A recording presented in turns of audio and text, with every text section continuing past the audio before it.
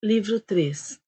Primeiro, nós devemos considerar não apenas que nossa vida é um definhar diário, de modo que nosso tempo no mundo vai lentamente se esvaindo, como também ter em mente que ainda que um homem viva por muitos e muitos anos, é deveras incerto se a sua cognição se manterá lúcida o suficiente para que ele possa prosseguir na investigação e na compreensão das coisas, de modo que ainda tenha consigo o poder de contemplação necessário para o conhecimento do divino e do humano, pois que ainda que ele se torne um velho caduco, não deixará de respirar, nem de comer, nem de perceber os objetos, nem de desejá-los, nem de se inclinar para qualquer tipo de ato desta natureza.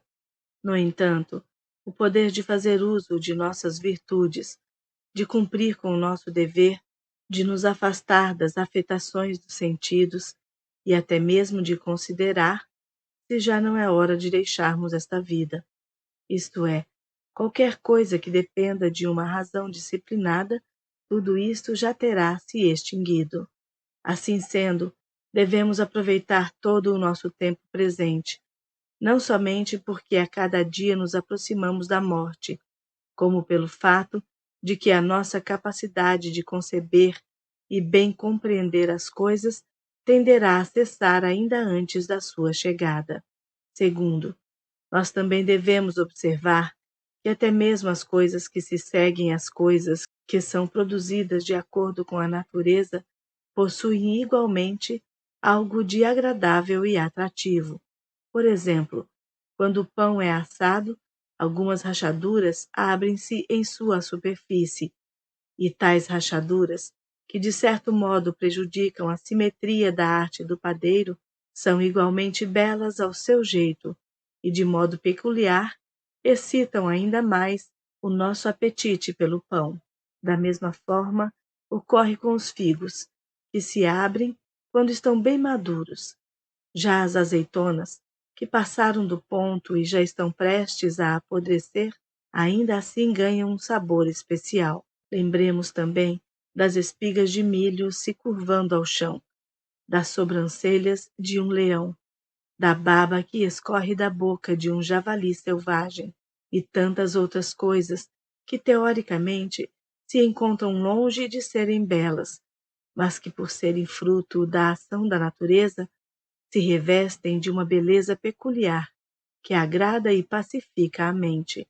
Sendo assim, se um homem tem um sentimento e uma profunda compreensão acerca das coisas formadas neste universo, dificilmente encontrará algo natural fora do compasso da harmonia de todas as coisas. Em suma, algo que não tenha alguma beleza. Dessa forma, ele contemplará com igual contentamento as mandíbulas ofegantes das feras selvagens e aquelas que os pintores e escultores imitam em sua arte, e verás numa velha senhora ou num velho senhor toda uma graciosa beleza que surge da maturidade. Da mesma forma, será capaz de perceber todo o atraente entusiasmo dos jovens, se os observar com olhos puros.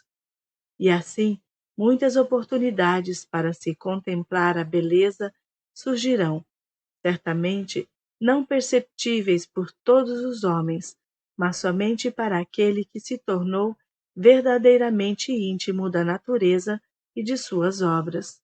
Terceiro, Hipócrates, após haver tratado muitos doentes, adoeceu ele próprio e morreu. Os caldeus predisseram a morte de muitos homens, mas também foram eles mesmos vítimas deste destino. Alexandre, Pompeu e Caio César, após terem arrasado completamente tantas cidades e massacrado dezenas de milhares de cavaleiros e soldados inimigos, também foram convidados a deixar esta vida. Heráclito, após tanto haver especulado sobre o fim do mundo pelo fogo, acabou entupido de água e besuntado numa pilha de excrementos. Uma série de verme deu fim a Demócrito, e outra espécie de verme matou Sócrates. Que significa tudo isso? Ora, você embarcou, você fez a viagem, você alcançou a praia da outra margem. Agora, desembarca. Se for de fato para outra vida, você não precisará da escolta de nenhum deus até lá. Mas, se acaso for para um estado vazio de sensações, você não será mais tolhido por dores ou prazeres, e deixará de ser o servo de um vaso corpóreo, que é ainda mais vil quando o domina e escraviza. Assim, de um lado há inteligência e divindade, de outro, terra e corrupção. Quarto, não desperdice o que lhe resta de vida pensando na vida alheia, a menos que em tais pensamentos exista algum objeto de interesse público comum, pois quando se prende a preocupações do tipo o que fulano faz e por que o faz, e o que deve estar dizendo, no que deve estar pensando, maquinando e coisas assim, se perde um tempo precioso que deveria ser usado para cuidar do governo de nossa própria alma. Assim, nós devemos observar em nosso encadeamento de pensamentos tudo o que é inútil e sem propósito algum, sobretudo as curiosidades obsessivas e as más ideias. Trata de expulsar todos eles de casa. Um homem deveria se habituar a ter em sua mente pensamentos de tal qualidade que, se lhe perguntam repentinamente no que está pensando, possa sempre responder de forma imediata e verdadeira, nisto ou naquilo. Suas palavras devem transparecer que tudo o que se passa em seu interior é simples e bom, pensamentos dignos de uma pessoa sociável que não se detém em ideias de prazer e luxúria, tampouco nutre qualquer rivalidade, inveja ou desconfiança, ou qualquer outro pensamento que o deixaria envergonhado se lhe fosse obrigado revelá-lo a quem o perguntou.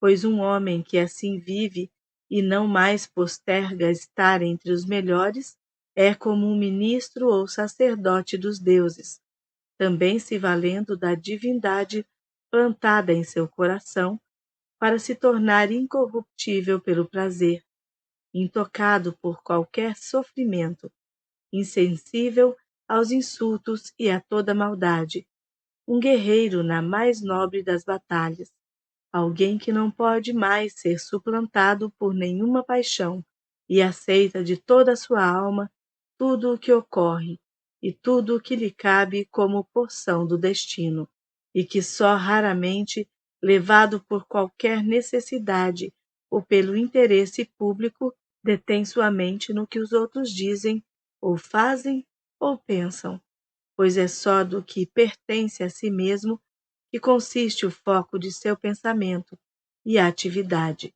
e ele se detém constantemente naquilo que lhe coube da soma total das coisas, e faz de cada um de seus atos um ato justo, e está convencido de que a sua sorte neste mundo é boa, pois aquilo que cabe a cada homem também se relaciona e se conecta com o destino de todos os homens.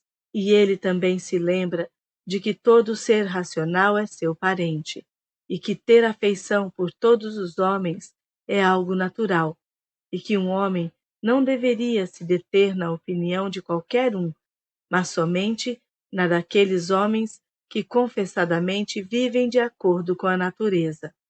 E aqueles que se afastaram dela, há que se ter sempre em mente que tipo de homens eles são, dentro ou fora de casa, pela noite ou pelo dia, e com quem se associam em suas existências degradadas.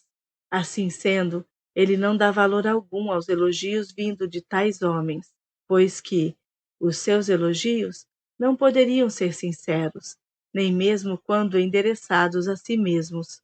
Quinto, trabalhe sempre com boa vontade, não menosprezando o interesse geral, sem desatenção ou descuido, não permitindo que artifício algum desvie o foco de seus pensamentos. Não seja um homem de falar muito, nem alguém envolvido em mais negócios do que pode dar conta.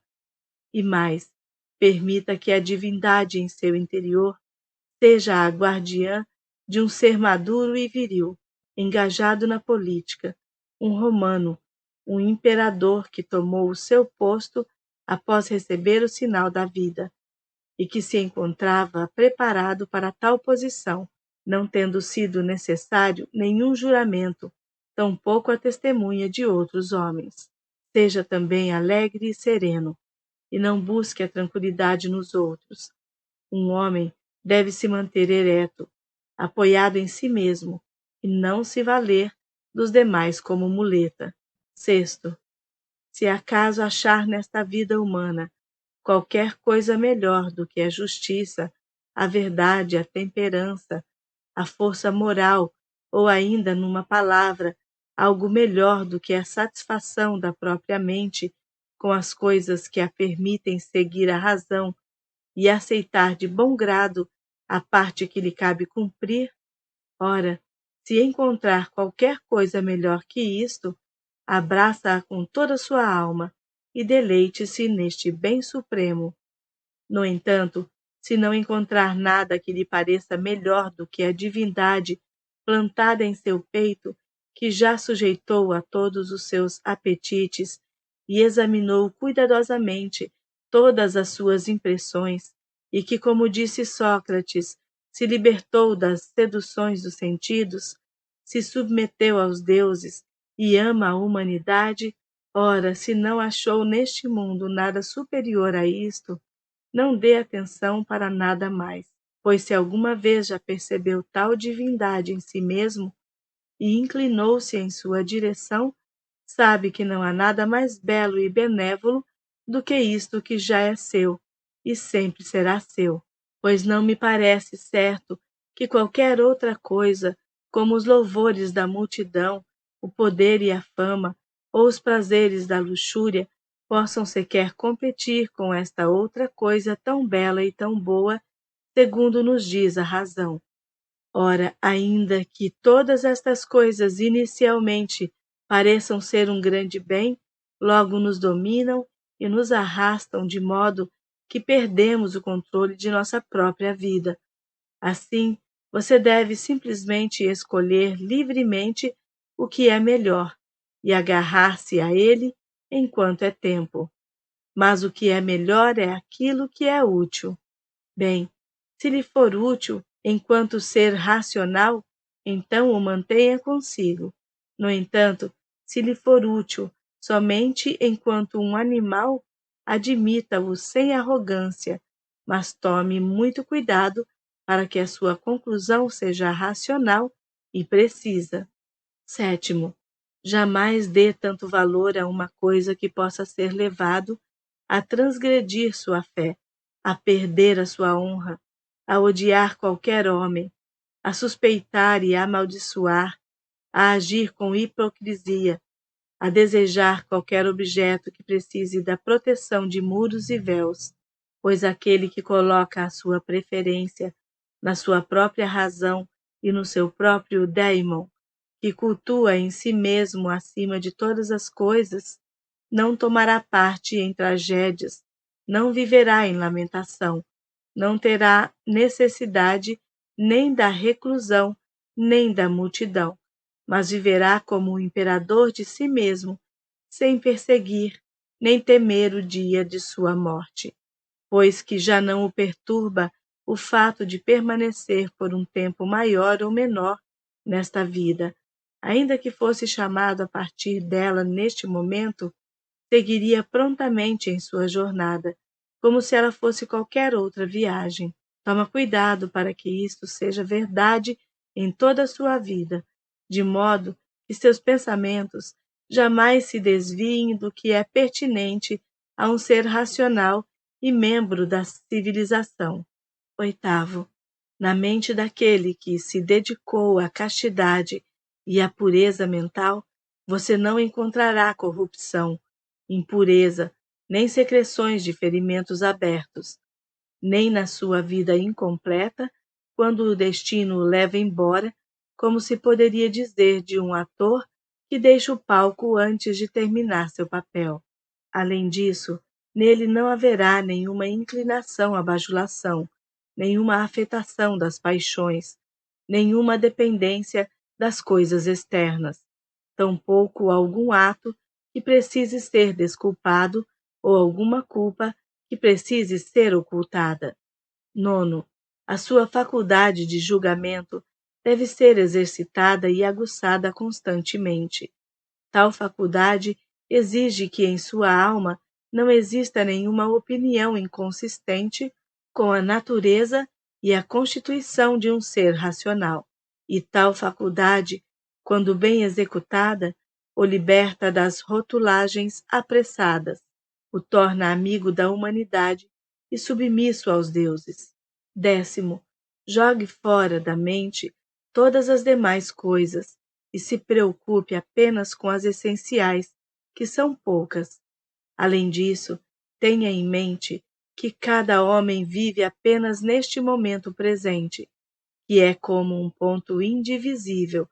Todo o resto de sua vida é ou o passado ou algo incerto. Assim, o tempo em que cada homem vive é curto, o canto do mundo em que habita é pequeno, e mesmo a mais longa fama mantida após a morte é como uma frágil chama, carregada adiante por uma sucessão de pobres criaturas que logo também deixarão esta terra, e que mal conhecem a si mesmas, quanto mais aqueles que já as deixaram há décadas ou séculos. 11º. Aos conselhos que já foram mencionados, devo acrescentar mais um. Mantenha para si uma definição ou descrição acerca do objeto que lhe foi apresentado, de modo que possa sempre distinguir que tipo de coisa ele é em sua substância, em sua nudez, na soma de todos os seus componentes. Ao se referir a ele, diga a si mesmo o seu nome apropriado, assim como o nome dos componentes que o formam, e nos quais um dia se dissolverá, pois nada é mais produtivo para a elevação da mente do que ser capaz de examinar metodicamente e verdadeiramente cada objeto que lhe é apresentado na vida, e sempre contemplar as coisas de modo a refletir, ao mesmo tempo, a qual mundo elas pertencem e qual a sua real utilidade nele. Assim, quem sabe, poderá perceber qual o valor que cada coisa tem em relação ao todo, e em relação ao homem, que é um cidadão da cidadela mais elevada, da qual todas as demais cidades são aparentadas. Assim se deve saber o que cada coisa é, do que é composta, e quanto tempo persistirá a natureza disto que agora me impressiona aos sentidos. Saber igualmente qual a virtude necessária para lidar com ela: gentileza, virilidade, sinceridade, fidelidade, simplicidade, contentamento e o restante. Dessa forma, em cada ocasião, um homem deveria dizer: isto vem da divindade. Isto se conecta ao desenrolar do fio do destino e a coincidências e acasos do tipo: isto vem de um concidadão ou de um parente ou de um amigo. Em todo caso, alguém que não sabe o que é viver de acordo com a natureza. Eu, no entanto, que não a ignoro, por esta razão trato tal pessoa de acordo com a lei natural do convívio em sociedade, da benevolência e da justiça, procurando, todavia, em matérias indiferentes ao bem comum, tratá-la segundo o seu merecimento. 12º. Acaso trabalhe no que foi colocado diante de ti, sendo fiel à razão, de forma ao mesmo tempo serena e vigorosa, não permitindo que nada mais o distraia, mas mantendo pura a sua essência divina, como se a qualquer momento pudesse devolver o empréstimo de sua própria vida, se acaso se manter focado neste caminho, sem expectativas nem temores, mas satisfeito em poder trabalhar de acordo com a natureza, com heróica verdade presente em cada palavra que saia de sua boca. Então você viverá a felicidade perene, e não haverá ninguém neste mundo capaz de lhe afastar dela. 13º. Assim como os médicos sempre têm em mãos suas facas e instrumentos, de modo a acudir qualquer um que possa repentinamente necessitar de sua arte, você deve igualmente ter sempre em mente os princípios necessários ao conhecimento das coisas divinas e humanas, para que possa realizar cada ação, mesmo a mais insignificante, com a lembrança dos laços que unem o que é divino ao que é humano, pois você jamais realizará uma ação bem feita dentro do âmbito humano sem ao mesmo tempo se conectar ao divino e vice-versa. 14º. Cessa de vagar pelo perigo. Já que não encontra tempo para ler suas próprias memórias, nem aos feitos dos antigos romanos e gregos, tampouco aos destaques dos livros que guardou para ler na velhice, corre então para o ponto final que vislumbra adiante, se livra das esperanças vãs, e cuide de sua própria alma enquanto há tempo, se ainda nutre qualquer afeição por si mesmo. 15º. Eles ainda não sabem quantos significados carregam as palavras roubar, semear, comprar, repousar e prever, porque há alguns significados invisíveis aos olhos, que dizem respeito a outro tipo de visão. 16º. Corpo, alma e razão. Ao corpo pertencem as sensações, à alma os apetites e sentimentos, e à razão os princípios. Receber a impressão das formas por meio de imagens e aparências é algo que até mesmo os animais conseguem fazer. Ser arrastado pelas cordas do desejo é algo que cabe às feras selvagens, aos homens que se tornaram afeminados e aos tiranos como Fálares e Nero. E da mesma forma, usar da razão apenas para inclinar-se às coisas que nos parecem convenientes é algo passível àqueles que não creem nos deuses, ou àqueles que traíram sua pátria, ou ainda àqueles que se comprazem em atos impuros quando as portas estão fechadas. Assim sendo, se tais faculdades são comuns a todos os seres mencionados, o que distingue o homem bom é aceitar serenamente os incidentes casuais de seu destino e não macular a divindade plantada em seu peito, nem a perturbar com uma multidão de imagens, mas preservá-la na tranquilidade, seguindo-a de forma obediente, como se fosse um Deus a habitar o seu interior. Ele não deve dizer nada que seja contrário à verdade, nem realizar nada que seja contrário à justiça, e ainda que todos os demais se recusem a acreditar que ele vive uma vida simples, modesta e serena, ele não terá raiva de nenhum deles, nem se desviará um passo da via que o conduz ao fim da vida, onde um homem deve chegar puro, tranquilo, pronto a zarpar, sem mágoas, perfeitamente reconciliado com todos os seus pares.